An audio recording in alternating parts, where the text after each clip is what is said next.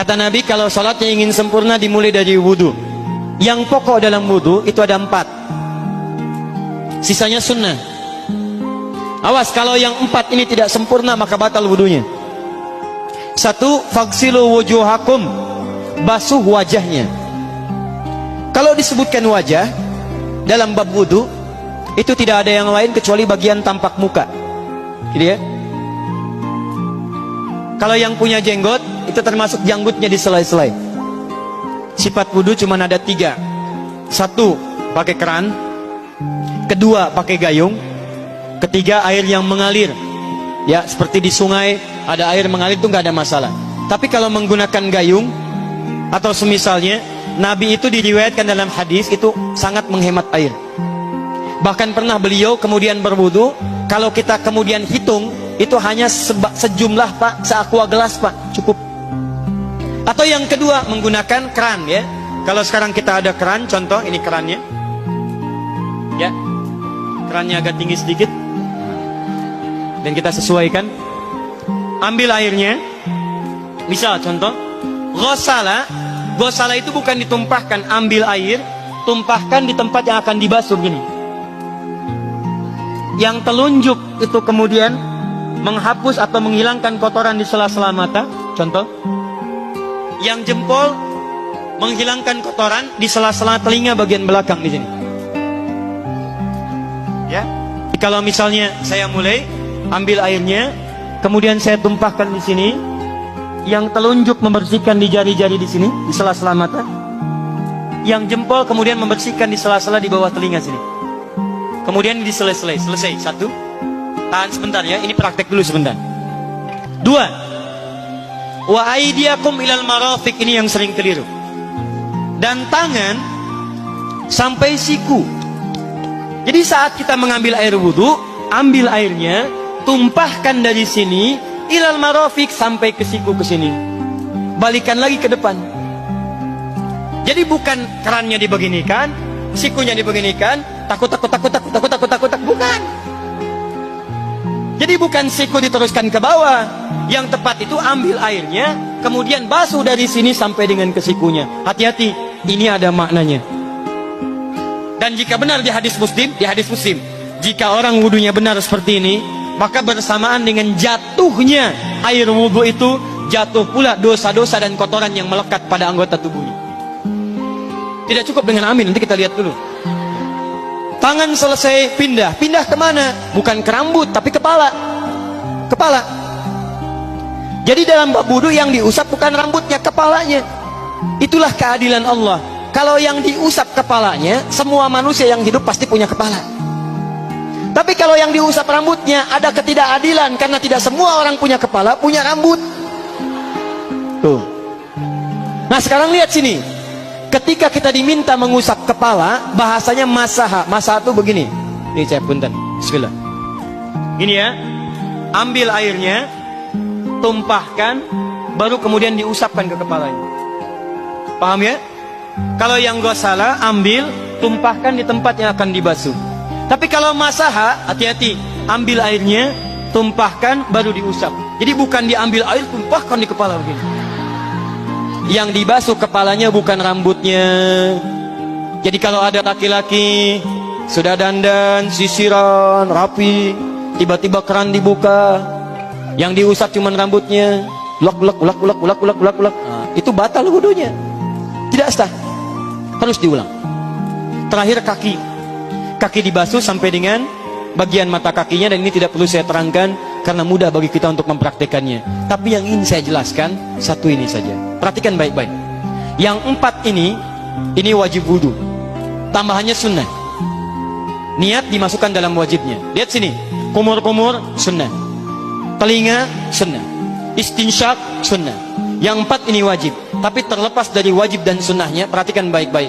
Kenapa ini disebut dengan wudu? Dan hebatnya Al-Quran mengistilahkannya dengan taharah. Taharah. Apa itu taharah? Apa itu suci? Taharah. Apa itu taharah? Suci. Apa itu suci? Taharah. Ada taharah, ada nadhafah, itu beda. Kalau nadhafah, bersih luarnya, tapi belum tentu bersih dalamnya. Bisa jadi luarnya bersih tapi dalamnya najis. Misal, hewan yang paling najis apa? Yang haram. Misal hewan tadi itu, hewan babi misalnya, misal dibersihkan, dimandikan, disisir sampai bersih. Bersih tidak? Bersih, bersih. Tapi halal tidak? Suci tidak? Tidak. Al-khinziru nadhifun walakinnahu ghairu tahir. Babinya bisa bersih tapi tetap tidak halal, tidak suci dia, tetap haram, tetap najis. Paham? Tapi kalau bersih luarnya dan suci dalamnya, maka kalimatnya berubah dari nadhafah jadi taharah. Taharah. Orangnya disebut dengan tahir. Kalau rajin dikerjakan disebut dengan mutatahhir. Wudu dalam Quran disebut dengan taharah.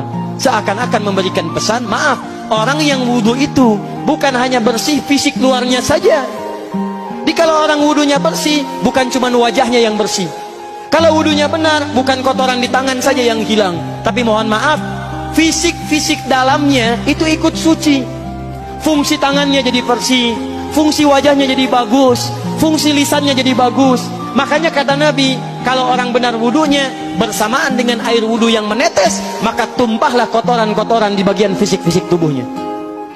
Jadi kalau kita benar wudunya kumur-kumur, kukumur, masukkan, keluarkan, bersamaan dengan keluarnya air itu, maka kotoran-kotoran di lisan pun ikut keluar. Tangan dibasuh, bersamaan dengan dibasuhnya tangan, fungsi tangan yang kotor-kotor itu ikut hilang. Hadis Muslim. Makanya orang yang setelah selesai wudu dia berdoa, apa wudunya? Apa doa wudunya? Asyhadu an la ilaha wa asyhadu anna Muhammadan Allahumma minat waj'alni minal, lihat sini, minal mutatahhirin, minat tawabin. Lihat, Bapak Ibu kan baru wudu, tapi kenapa doanya selesai tobat? Allahumma ja'alni minat tawabin. Ya Allah, jadikan saya termasuk orang tobat. Kita kan baru wudu, kenapa doanya baru selesai tobat? Sedangkan tobat itu mengakui kesalahan, menyesali kesalahan, dan berjanji meninggalkan yang salah, mengganti dengan yang baik-baik. Makanya kalau orang wudunya benar itu, begitu dia kumur-kumur, dia ingat kesalahan apa yang dikerjakan oleh lisan ini.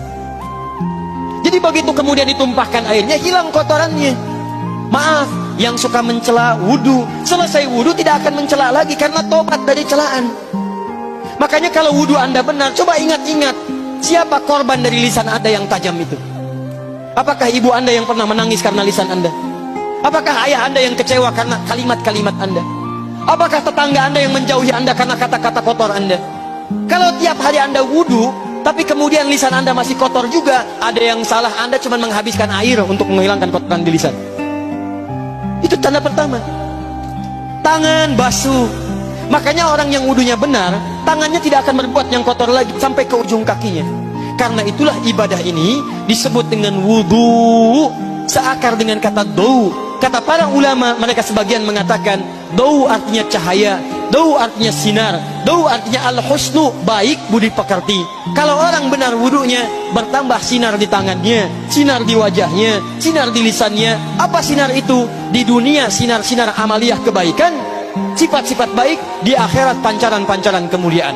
Satud'a ummati yaumal qiyamati ghurral muhajjalin. Akan dipanggil umatku di hari kiamat dengan banyak cahaya melekat di tubuhnya. Tangannya ada cahaya, matanya ada cahaya, wajahnya bercahaya, kakinya bercahaya. Cahaya apa itu? Kata Nabi, min atharil wudu, dari bekas wudunya. Jadi kalau kita benar wudunya, itu kita jadi orang baik. Ada cahaya kebaikan dalam diri kita. Itu yang disebut dengan tawabin. Makanya kalau bapak ibu tiap hari wudu, Allahumma ja'alni minat tawabin, tapi mulut tidak tobat, tangan tidak tobat, kaki tidak tobat, ada yang salah dengan wudunya. Waj'alni minal mutatahhirin, jadikan saya orang bersih dan suci. Jadi kalau selesai wudu, pakaian bersih, wajah bersih, tangan bersih. Ini pakaian bersih, pakai jas, pakai dasi, tapi tangan tidak bersih, korupsi juga, mencuri juga, menipu juga, ada yang salah dalam wudunya. Kalau kita bisa mengerjakan wudu ini dengan baik, maka naik status kita. Disebut sebagai, langsung oleh Al-Quran, disebut hamba yang dicintai oleh Allah Subhanahu wa ta'ala. Quran surah kedua Al-Baqarah ayat 222. Saya tutup.